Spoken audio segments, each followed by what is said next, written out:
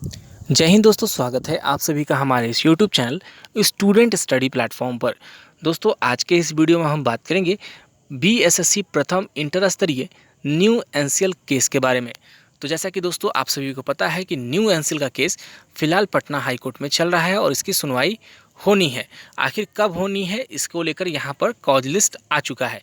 तो देखिए दोस्तों, क्या इस कॉज लिस्ट में बीएसएससी प्रथम इंटर स्तरीय न्यू एनसीएल केस को जगह मिली है या नहीं मिलेगी, उस सारी चीज़ों पे बात करेंगे। तो दोस्तों, उससे पहले अगर चैनल पर नए हैं तो चैनल को सब्सक्राइब कर लीजिएगा, साथ ही बेल आइकन जरूर दबाइएगा। साथ ही दोस्तों, एक रिक्वेस्ट है आप सभी से, वीडियो के अंत तक बने रहिएगा क्योंकि केस से संबंधित एक महत्वपूर्ण सूचना आपको अलग से बतानी है। तो दोस्तों, यहाँ देख सकते हैं कि ये कॉज लिस्ट यानी कि जो केसेस कल लिए जाएंगे यानी कि ट्यूसडे को लिए जाएंगे, उसका ये सारा लिस्ट है। तो देख सकते हैं कि Tuesday 12 April daily cause list of cases to be taken up. सबसे पहले पेज नंबर पर आप देखेंगे तो यहाँ पे कोर्ट का ये टाइमिंग है, कोर्ट नंबर है, उसके साथ साथ कौन कौन से जस्टिस बैठेंगे उनका बेंच है। तो यानी कि कौन कौन से जस्टिस बैठेंगे, तो उसमें सबसे महत्वपूर्ण जस्टिस पीबी बजंत्री जी का है। क्या जस्टिस पीबी बजंत्री प्रेजेंट है या नहीं है? तो दोस्तों, यहाँ देख सकते हैं कि मिस्टर पीबी बजंत्री, जस्टिस पीबी बजंत्री कल के डेट में प्रेजेंट है। जैसा कि सोमवार के डेट में एब्सेंट थे, वो उनके जगह पे कोई और देख रहे थे ये बेंच। तो मंगलवार के दिन जस्टिस पीबी बजंत्री जी प्रेजेंट है। ये बहुत ही अच्छी बात है जो न्यू एनसीएल केस को देख रहे हैं। अब चलिए बात करते हैं कि क्या ये 12 तारीख के लिस्ट में न्यू एनसीएल केस को जगह मिली है या नहीं मिली है। तो चलिए आपको दिखाते हैं यहाँ पर। तो जस्टिस पीबी बजंत्री जी का यहाँ पर देखिए 129 नंबर से स्टार्ट हो रहा था, 129 नंबर पर चलते हैं और देखते हैं कि कितने केसेस को यहाँ पर जस्टिस पीबी बजंत्री जी के बेंच पर लिया कल जाएगा। तो देखिए 129 नंबर पर यहाँ पे मिस्टर पीबी, जस्टिस पीबी बजंत्री जी के कोर्ट में देखिए एक से लेकर टोटल जो है कि दोस्तों यहाँ पर इनके कोर्ट रूम में 100 केसेस को कल है लिया जाएगा। 100 केसेस जो है कि इसके बाद देखिए नया जो है कि बेंच स्टार्ट हो जा रहा है। तो 100 केस को यहाँ पर कल सुनवाई होगी जस्टिस पीबी बजंत्री के जी के कोर्ट रूम में। अब बात करते हैं कि क्या न्यू एनसीएल केस को कल यहाँ पे जगह मिली है या नहीं मिली है। तो सीधा आप 20,854 को सर्च करके देख लीजिए, आपको पता चल जाएगा क्या 20,854 को यहाँ पर कल के डेट में यहाँ पे इस केस के लिस्ट में जगह मिली है या नहीं मिली है। और तो देख सकते हैं यहाँ पर ये सर्च लिस्ट में अभी है आपका। तो यहाँ पर अभी 0/0 और साथ ही देखिए नो मैचेस फाउंड दिखा रहा है, यानी कि न्यू एनसीएल केस को यहाँ पर जो है कि जगह नहीं मिली है 100 केसों में, यानी कि कल इसकी सुनवाई नहीं होगी। तो एक बहुत ही बुरी खबर है कि यहाँ पे केस की सुनवाई कल नहीं होगी। हालांकि हमने पहले बताया था कि कॉन्सोलिडेटेड लिस्ट में जो है कि नाम तो आया था 207वें नंबर पर। एक बार मैं दिखा देता हूँ। तो दोस्तों, यहाँ देख सकते हैं कि जो मंडे का जो कॉन्सोलिडेटेड लिस्ट आया था उसमें जो है कि जो न्यू एनसीएल का केस है Vinod Kumar versus state of Bihar, Alka Verma इसमें जो है कि केस की वकील हैं पिटिशनर की तरफ से। तो ये 207वें नंबर पे तो आया था। तो क्या उम्मीद रखा जाए कि बुधवार को इसकी सुनवाई हो जाएगी या बृहस्पतिवार को सुनवाई होगी। तो सबसे पहले देखते हैं दोस्तों कि पहले नंबर पर जो केस था जो कि मिस्टर पीबी बजंत्री जी के लिए रखा गया था इस सप्ताह में, तो क्या इस केस को जगह मिली है या नहीं मिली है।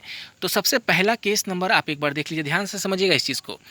4 ऑर्डर्स 3 देखिए यहाँ पर CWJC 8323 नंबर 1 पे था, 8323/2021 नंबर 1 पर था। तो इस हिसाब से तो मतलब कि कल के लिस्ट के लिए जो मंगलवार की जो लिस्ट आई उसमें नंबर 1 पे तो इसे होना चाहिए। तो एक बार देख लेते हैं क्या नंबर 1 पे 8323 है या नहीं है। एक बार यहाँ से आप समझ लीजिए, ये जो केस है ये नंबर 1 पे कंसोलिडेटेड लिस्ट में आया था, यानी कि जिस हिसाब से अभी 207वें नंबर पर न्यू एनसीएल केस का मामला है तो 100 केसेस पर डे लिए जा रहे हैं। तो उस हिसाब से 2 दिन या तीसरे दिन में न्यू एनसीएल का केस लिया जाना चाहिए अगर सीरियल वाइज होता है तो। लेकिन क्या ये सीरियल वाइज हुआ है या ऊपर नीचे करके केस को लिस्टिंग कराई गई है। तो देखिए यहाँ पर 8323 नंबर को मंगलवार के डेट में लिया गया है नहीं, आपको दिखा दूं। तो दोस्तों यहाँ देखिए कल का ये डेट कल के लिए जो है कि ट्यूसडे के लिए 12 अप्रैल जो आपको हमने दिखाया था 8323 जो करके था, नंबर 1 पे नहीं है। इसमें सबसे पहला नंबर 17,866/19 का केस है। 8323 पहले नंबर पे था वहाँ पे, लेकिन यहाँ पे इस लिस्ट में आपको टॉप 10 में भी शायद ना दिखाई दे।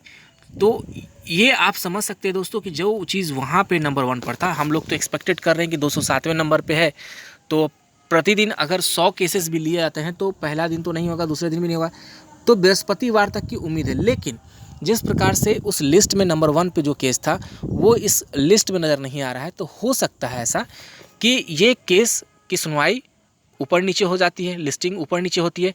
तो इसमें सबसे महत्वपूर्ण रोल अदा होगा पिटिशनर की तरफ से। पिटिशनर के वकील को चाहिए और पिटिशनर को चाहिए कि किसी प्रकार से इस केस की मेंशनिंग कराई जाए ताकि इसी सप्ताह इस केस की सुनवाई हो सके।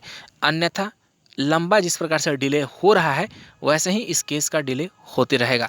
तो इसीलिए मैं इस वीडियो के माध्यम से मैं पिटिशनर से रिक्वेस्ट करूंगा कि आप अपनी वकील मैम से जो भी हैं उनसे रिक्वेस्ट करके इस केस को मेंशन करवाइए और मेंशन करवा के इसे जल्द से जल्द सुनवाई करवाने की कृपा करें।